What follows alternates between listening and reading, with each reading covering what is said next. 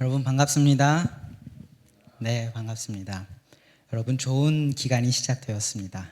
대림절입니다. 참 예수님 믿는 사람으로서 성탄절을 기다리던 이 대림절은 기쁘신가요? 너무 기쁜 날입니다. 진짜 좋은 날입니다. 우리가 이 신앙인으로서 이 감격과 이 선한 흥분감 이런 것들을 좀 충분히 누리고 표현하는 우리 대림절 기간 됐으면 좋겠습니다. 여러분 대림절은요, 교회력으로 따질 때 한 해가 시작되는 교회력이 시작되는 절기입니다. 우리는 1년을 1월부터 시작해서 12월까지를 한 해를 계산하는 셈법으로 쓰죠. 근데 교회력, 그러니까 삼위일체 하나님의 구원 사역을 주기로 각 기념할 것들을 잘 배치해 놓은 교회력은 대림절, 예수님이 오심을 기다리는 절기인 이 대림절부터 그 한 해를 시작합니다. 그래서 말하자면 우리가 신앙의 새해가 지금 밝은 겁니다. 그리고 조금 때가 이르지만 우리 이렇게 한번 인사해 봤으면 좋겠습니다. 옆에 분들에게 해피 뉴 이어 해봤습니다. 네, 반갑습니다. 다시 하겠습니다. 해피 뉴 이어. 네, 반갑습니다. 네, 그렇습니다. 신앙의 새해가 밝았습니다. 예수님의 오심을 기다리는 대림절로 우리는 들어섭니다.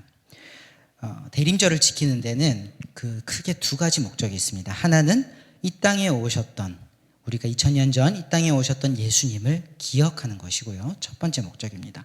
이 땅에 오셨던 예수님을 기억하는 것이고, 두 번째 목적은 예수님께서 다시 오시겠다고 약속하셨거든요. 다시 오실 예수님을 기다리는 겁니다. 그래서 두 가지, 이 땅에 오신 예수님을 기억하고 다시 오실 예수님을 기다리는 기간입니다. 성경은요, 예수님께서 처음 역사 속에 오셨던 날이 어떠했는지를 오늘 본문은 우리에게 전해주고 있습니다. 여러분 너무 잘 아는 이야기죠, 이 본문의 이야기. 이 본문의 이야기는 예수님께서 역사 속에 처음 오셨던 그날의 사건이 어떠했는지, 그날의 일이 어떠했는지를 우리에게 전해주고 있습니다. 왜냐하면 주님께서 다시 오시는 날도 그 처음 오셨던 날과 같을 것이기 때문입니다. 그래서 주님께서 다시 오시는 날도 그와 같을 것이기에 처음 오셨던 순간의 이야기는 우리가 어떻게 예수님을 기다려야 할지, 우리 이 시점에서 다시 오실 예수님을 어떻게 기다려야 할지에 대한 선명한 교훈을, 방향을 가르쳐주고 있습니다. 말하자면 하나님께서 오늘 본문을 통해서 우리에게 어떻게 예수님 기다리고 대림절을 보내야 할지에 대한 그 하나님의 바램을 지금 우리 청년들에게 전달하고 계신 겁니다. 오늘 그 이야기를 나누기를 원합니다. 하나님께서 오늘 우리에게 두 가지를 준비하길 원한다고 말씀하시는데, 결론부터 이야기하자면 하나는 거룩한 일상이고 다른 하나는 사랑의 마음입니다. 오늘 본문 속에서 한번 구체적으로 보겠습니다. 거룩한 일상에 대해서 우리 한번 나눠보겠습니다. 오늘 본문은 하나님께서 사람들의 역사 속에 찾아오셨던 날, 하나님께서 이 역사 속으로 사람들에게 찾아오셨던 날, 그날을 기록하고 있습니다. 오늘 본문을 다시 한번 읽어보길 원합니다. 8절에서 11절까지 제가 읽을 테니 한번 눈으로 따라와 주세요. 그 지역의 목자들이 밤에 밖에서 자기 양떼를 지키더니 주의 사자가 곁에 서고 주의 영광이 그들을 두루 비추매 크게 무서워하는지라. 천사가 이르되 무서워하지 말라. 보라, 내가 온 백성에게 미칠 큰 기쁨의 좋은 소식을 너희에게 전하노라. 오늘 다윗의 동네에 너희를 위하여 구주가 나셨으니 곧 그리스도 주시니라. 아멘. 여러분, 오늘 예수님께서 오셨다라는 소식이 목자들에게 전해졌습니다. 예수님께서 오셨다라는 소식이 목자들에게 전해졌습니다. 목자들은 양을 치는 사람들입니다. 그렇죠? 바꿔 말하면 어떤 직업을 가지고 있는 사람들이었습니다. 그날의 목자들에게 주님의 탄생 소식이 전해진 건 다름이 아닌 그들이 들판에 있을 때였습니다. 밤에 양떼를 칠 때 천사들이 나타나서 전했습니다. 목자들이 자기 일을 하고 있을 때 그 주님의 탄생 소식이 전해졌다는 얘기입니다. 아기 예수님을 기다리기 위해서 산에 모여서 기도한다거나 특별히 무슨 일을 행하고 있을 때가 아니라 굉장히 일상적인 시간을 살아내고 있을 때 예수님의 찾아오심이 전해졌다는 얘기입니다. 주님께서 다시 오실 날도 이것과 다르지 않을 겁니다. 주님의 말씀을 우리가 좀 기억해 봤으면 좋겠습니다. 마태복음 24장의 말씀을 제가 읽어보겠습니다. 그러나 주님이 마지막 날이 이러할 거다라고 해서 주님께서 마지막 날에 대해서 가르쳐 주시는 부분입니다. 그러나 그 날과 그때는 아무도 모르나니 하늘의 천사도 심지어 자기 자신 아들도 모르고 오직 아버지만 아시느니라. 그러니까 그 날은 함부로 예측할 수 없는 날이다. 아무도 모른다. 아버지밖에는 모른다. 그때 두 사람이 밭에 있음에 한 사람은 데려가고 한 사람은 버려둠을 당할 것이요 두 여자가 맷돌질을 하고 있음에 한 사람은 데려가고 한 사람은 버려둠을 당할 것이니라. 그러므로 깨어 있으라. 어느 날에 너희 주가 임할는지 너희는 알지 못함이니라. 아멘. 예수님께서 다시 오시는 날이 이와 같을 거다라고 말씀하십니다. 예수님께서 다시 오시는 날, 바꿔 말하면 역사의 마지막 날이 될 텐데 바로 그날은 아버지 외에는 아무도 모른다. 그날의 타이밍은 아버지 외에는 아무도 모른다라고 하셨습니다. 그리고 그날은 밭을 갈고 맷돌질을 하는 것처럼 우리가 굉장히 일상적인 시간을 살아내고 있을 때 중에 찾아올 겁니다. 때문에 우리가 저마다 자기의 자리에서 자기의 일을 하고 있을 그 어느 날 갑자기 우리는 주님의 재림을 마주하게 될 겁니다. 성경이 이걸 굉장히 명확하게 말하고 있습니다. 여러분들은 각자의 자리에서 여러분들의 할 일들을 하고 있을 때 주님을 만나게 될 겁니다. 인류의 마지막 날이, 역사의 마지막 날이 도래할 겁니다. 회사에서 일하고 있을 때, 학교에서 공부하고 있을 때, 혹은 아르바이트를 하고 있거나 연인과 데이트를 하고 있을 때에 우리가 가장 일상적이라고 하는 시간을 살아내고 있을 때에 주님을 우리는 마주하게 될 것이라는 얘기입니다. 예수님께서 그럴 거라고 말씀하셨습니다. 역사의 마지막을 덜컥 마주하게 될 거란 이야기입니다. 그래서 우리는 준비가 필요합니다. 우리가 수련회를 가고 기도회를 하고 예배를 드리면 나름대로 신앙적으로 떳떳하다고 느껴지는 그런 이벤트 속에서 만나면 참 다행이겠지만, 그런 일상 속에서 만난다면 참 다행이겠지만 그렇지 않을 가능성이 더 클 겁니다. 수련회는 1년에 2번 하지만 직장은 거의 매일 가지 않습니까? 확률상으로 압도적입니다. 그러므로 우리가 준비해야 할 것은 무엇이냐면 바로 떳떳한 일상입니다. 우리는 일상을 준비해야 됩니다.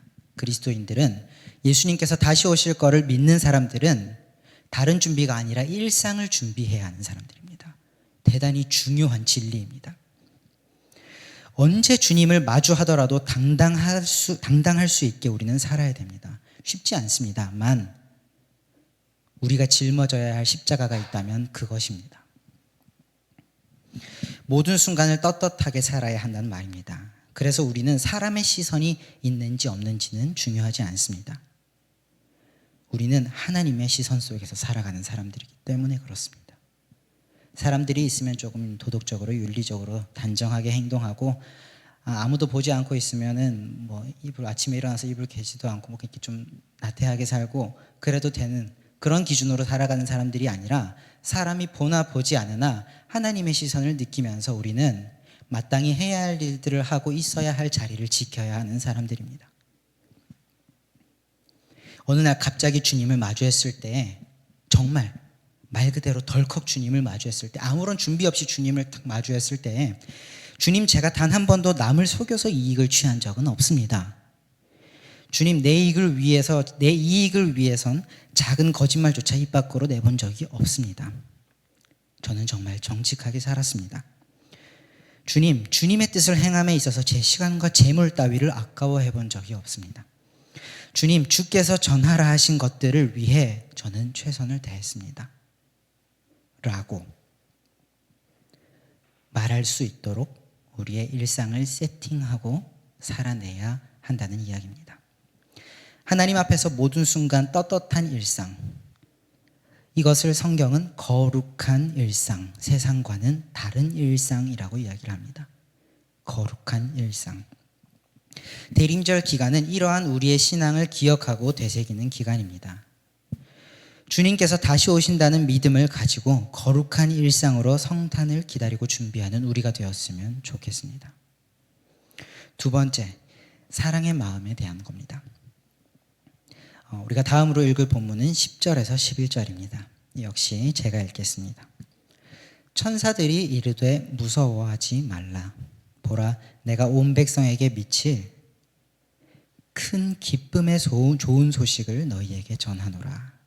오늘 다윗의 동네에 너희를 위하여 구주가 나셨으니 곧 그리스도 주시니라. 여러분, 본문 속에서요, 목자들이 소식을 전해 들었습니다. 전해 받았습니다.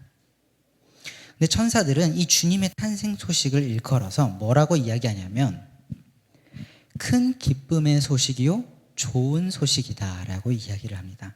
좋은 일이다라고 이야기를 합니다. 여러분, 저기 워렌 버핏이 뭐 100억을 벌었든 200억을 벌었든 그건 제게 좋은 소식이 아닙니다. 저랑 상관이 없는 이야기이기 때문에 그렇습니다. 나에게 실질적인 영향을 미치지 않는 소식은 그다지 나에게 좋은 소식이 될 수도 나쁜 소식이 되지도 않습니다. 그런데 천사들이 그냥 좋은 소식도 아니고 큰 기쁨의 소식이요 좋은 소식이라고 이야기한 건 이 말을 듣고 있는 당신들과 주님의 탄생이 크게 연관이 있고 지대한 영향을 미치는 사건이다라는 걸 전제하고 있습니다. 예수님을 통해서 세상의 구원의 길이 열렸기 때문에 이렇게 이야기를 합니다. 바꿔 말하면 예수님을 통해서 온 세상의 온 인류의 모든 피조물들에게 구원의 길이 열렸기 때문에 예수님의 탄생은 예외 없이 모든 사람, 모든 생명체에게 좋은 소식입니다. 대단히 큰 기쁨의 소식입니다. 예수님께서 오셔서 뭘 했는지 우리가 기억해 봤으면 좋겠습니다. 3년 동안 열심히 가르치셨습니다. 12명 모아서 특히 12명 모아서 특별 관리하셨습니다. 근데 끝까지 배신했지 않습니까? 참 바뀌지 않는 제자들을 데리고 모아놓으시고 포기하지 않고 가르치셨습니다. 바뀌지 않는 세상, 포기하지 않고 선을 행하셨습니다. 무엇보다 십자가에서 자기의 목숨을 내어주셨습니다. 이 과정을 통해서 우리에게 구원의 길이 열렸습니다. 절망하는 사람들에게, 거절감에 허덕이는 사람들에게 어떤 경우에도 너를 받아주는 존재가 있다라고 온몸으로 온 삶으로 보여주셨습니다. 그리스도께서 죽으심으로 하나님께서 우리에 대한 자기의 사랑을 확증하셨다 했습니다. 주님께서 그 삶을 살아내시고 보여주신 덕분에 우리는 사람들의 평가에 의해서 내 자존감이, 내 어떤 가치가 결정되는 게 아니라 그 어떤 경우에라도 은혜로 거저 얻어지는 선물로 나를 받아주시고 나를 사랑하고 나를 가치 있다고 말씀해 주시는 분이 계시다는 걸 우리는 믿고 알게 됐습니다. 이건 우리 인생의, 우리 마음의 대단한 자산입니다. 보물입니다. 그러나 이 귀한 구원의 길이 희생을 통해서 열렸다는 걸 우리는 알고 있습니다. 주님께서 보여주신 희생은 대단한 희생입니다. 감정적, 물질적 희생은 물론이거니와 생명까지 희생하신 삶이었습니다. 여러분, 이건 사랑 없이는 불가능한 일입니다. 이 점에서 크리스마스는요, 우리가 구원받기를 원하시는, 다른 말로 다시 말하면 우리가 행복하기를 바라시는 그 사랑이 찾아온 날입니다. 그래서 크리스마스는 사랑이 찾아온 날입니다. 그래서 온 세상이 기뻐할 날이요 행복한 날이어야만 합니다. 그렇다면 우리는 무엇을 해야 할까요? 우리는 크리스마스를 어떤 날로 만들어내야 할까요?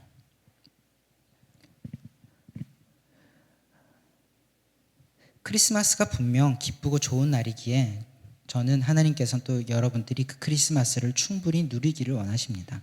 그 좋은 분위기들과 그 감격들과 기쁨들을 충분히 누리길 원하십니다. 잘 누리셨으면 좋겠습니다. 올해 크리스마스도. 그런데 우리가 여기에만 멈추지는 않았으면 좋겠습니다. 그날을 충분히 누리되 크리스마스 우리의 관심이 나에게만 맞춰지지는 않았으면 좋겠습니다. 나의 즐거움, 나의 기쁨을 누리는 일에만 맞춰지진 않았으면 좋겠습니다. 어떤 데이트를 할까, 어떤 분위기를 즐겨볼까에만 머물러 있지 않았으면 좋겠습니다. 성경이 말하는 크리스마스는 예수님의 탄생을 알고 있는 천사들만 기뻐한 날이 아니었습니다. 그 천사들이 모든 사람에게 소식을 전해서 모든 사람들이 함께 기뻐하도록 한 날이었습니다. 우리가 이 성경의 교훈을, 성경의 이야기를, 성경의 메시지를, 다시 말해서 성경을 통해서 전해주시는 하나님의 뜻을 기억했으면 좋겠습니다. 우리도 하나님의 마음과 같기를 원합니다. 우리의 마음에 사랑을 가지기를 원합니다. 이날만큼은 누구도 아프지 않았으면 좋겠다 라고, 이날만큼은 누구도 외롭지 않았으면 좋겠다 라고, 그리고 최소한 이날 하루만큼은 모든 사람이 절망을 떨치는 날이었으면 좋겠다. 그리고 나도 좋아야 하지만 내 이웃도 함께 좋아할 수 있는, 나도 누려야 하지만 내 이웃도 함께 누릴 수 있는 그런 날이었으면 좋겠다 라고 우리의 마음이 하나님과 같았으면 좋겠습니다. 말하자면 1년 중 그 어느 날보다 이웃을 사랑하는 하나님의 마음을 깊이 묵상하고 표현해내는 날이 되었으면 좋겠다는 겁니다. 나아가 대림절이 그런 기간이 되었으면 좋겠습니다. 말씀을 맺겠습니다. 오늘 나눈 이 두 가지, 거룩한 일상과 사랑의 마음을 가지는 것, 이것이 바로 주님의 다시 오심을 준비하는 일입니다. 대림절 기간 우리가 이렇게 살았으면 좋겠습니다. 첫째, 주님을 언제 배워도 당당할 수 있는 생각과 행동만으로 우리의 일상을 채워봅시다. 1년 중에 한 달 정도, 한 달도 아니죠, 한 25일 정도 우리 그렇게 한번 도전해보고 다짐해봤으면 좋겠습니다. 언제 주님 만나도 떳떳할 수 있게 홀로 있을 때 특별히 내 어떤 마음가짐과 태도들, 그것들에 주의를 기울이는 한 달이 되었으면 좋겠습니다. 두 번째, 어떻게 하면 친구들이, 이웃들이, 혹은 소외된 자, 가난한 자, 사회적 약자들이 이 따뜻한 겨울을 날 수 있을까 고민해보는 기간이 되었으면 좋겠습니다.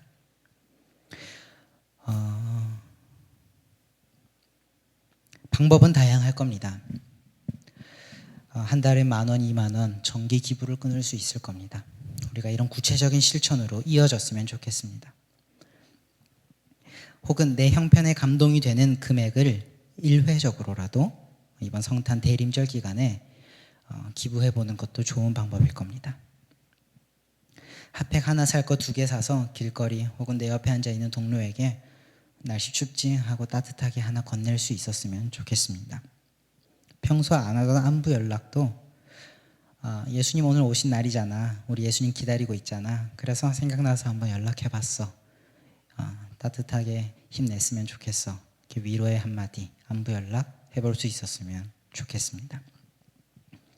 아이디어는 여러분들에게 훨씬 더 많을 줄 압니다. 여러분들이 가지고 있는 구체적인 상황이 있으니까 그 구체적인 상황에 적용할 수 있는 아이디어들은 여러분들에게 훨씬 다양할 줄 압니다. 다만 본질은 어떤 형태로든 타인에게 따뜻함을 선물해 주자라는 겁니다. 어떤 형태로든, 그게 물질적이든 심리적이든 어떤 봉사든 어떤 형태로든, 직접적이든 간접적이든 상관없습니다. 어떤 형태로든 타인에게 따뜻함을 선물해 주자라는 겁니다. 셀 모임을 통해서 우리 오늘 이번 대림절 기간에 새로운 실천 한 가지씩을 결단해봤으면 좋겠습니다. 우리 인생의 수많은 크리스마스를 맞이할 겁니다. 우리 그 중에 2023년 성탄절은, 2023년 대림절은 이번 한 해만큼은 하나님께서 기뻐하실 성탄과 대림을 만들어 보겠노라. 우리 그렇게 결단해봤으면 좋겠습니다. 그러면 올해 크리스마스 선물이 있을 겁니다. 여러분들이 어려서부터 산타 할아버지에게 받았던 그런 선물과는 비교도 할 수 없을 만큼 가치 있고 좋은 선물일 겁니다. 그건 하나님과 여러분 사이에 잊을 수 없는 신앙적인 추억이 생길 겁니다. 하나님과 쌓은 크리스마스의 추억, 우리가 이거 한번 만들어 봤으면 좋겠습니다. 여러분, 이 추억이 여러분과 하나님 사이의 관계를, 또 여러분의 삶에 어떤 변화를 가져올지 기대하고 소망하는 마음으로 이번 대림절 기간 보내보았으면 좋겠습니다. 기도하겠습니다. 하나님 아버지, 감사합니다. 대림절 시작합니다. 이 땅에 오신 주님을 기억하며 미움과 폭력 대신 사랑과 희생을 다짐하는 기간이 되게 하시고, 다시 오실 주님을 기다리며 매 순간 떳떳하게 살기로 결단하는 기간 되게 하여 주옵소서. 우리의 이 성탄을 기대하는 마음, 우리의 성탄절이 사랑으로 가득 찬 성탄, 그리고 건강하고 단정한 일상 위에서 이루어지는 성탄이 되게 하여 주시옵소서. 이 기간 성령께서 우리를 진리 가운데로 인도해 주시기를 간절히 원합니다. 예수님의 이름으로 기도합니다.